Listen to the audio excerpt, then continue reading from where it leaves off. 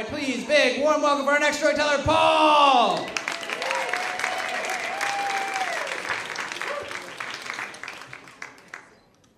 There was about a 20-year period in my life where I had this deep fascination with clowns. Sounds weird, but every story I wrote, every picture I drew, it all had something to do with clowns. And when I came out to LA, that obsession led me to think that it'd be great if the first job I got was a clown. So I actually became a party clown for like kids' birthday parties.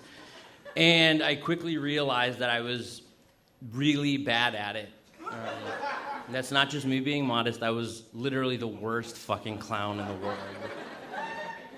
I quickly realized that I'm not much of a people pleaser.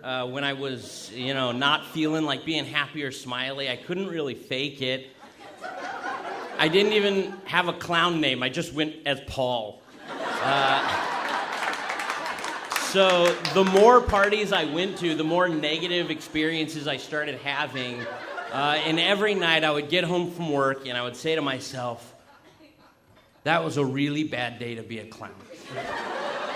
And unfortunately, that kind of became my mantra for like a year. Every day I would get home and I'd say, that was a really bad day to be a clown. But as a writer, I told myself I wasn't going to just quit the job until I got at least one really amazing, positive experience out of it. I needed to have that job mean something. But unfortunately, the positive experiences weren't really just flying at me. Admittedly, mostly due to the fact that I was a really bad clown.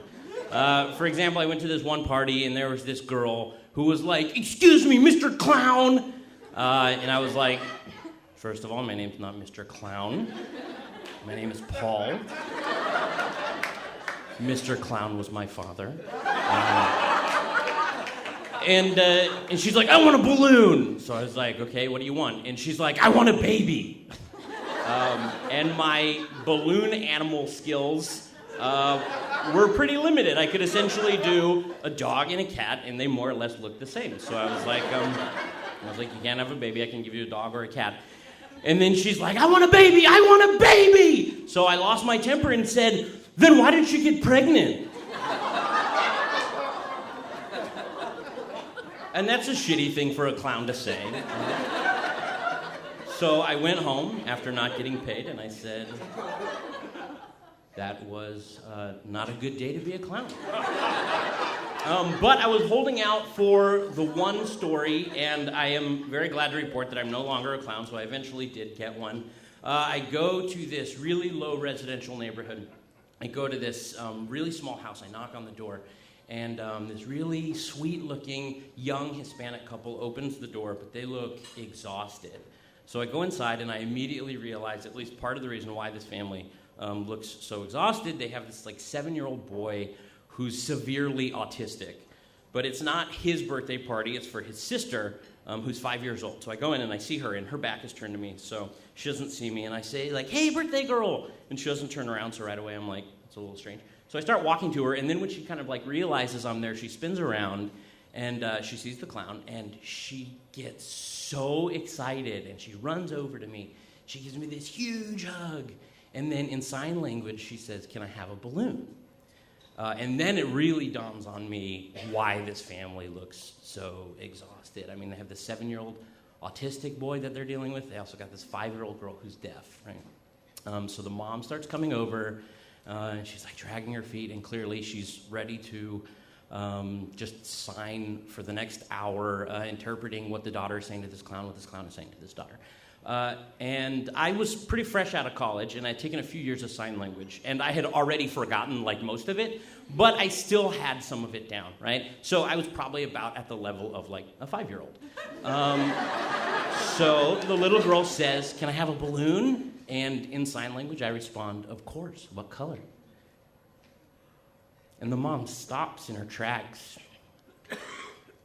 and I will probably never forget the expression on her face of just pure relief that this scruffy-looking clown can somehow communicate with her daughter. And so she puts her hand on her chest, and she takes this deep breath, and then she just starts crying.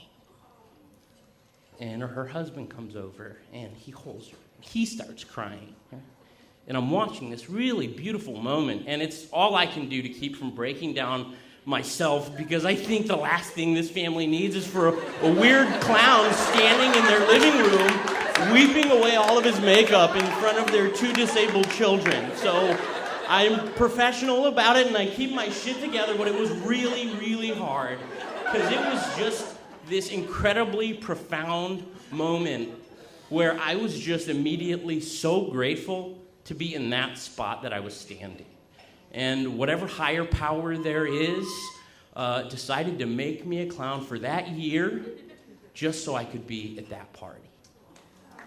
And I didn't really do anything special. I just talked to the girl, and we played games, and her parents just sat on the couch, and they didn't say anything, and they just watched us for an hour, and they smiled. And that was the only time that I went home, and I said, this was a pretty good day to be a clown.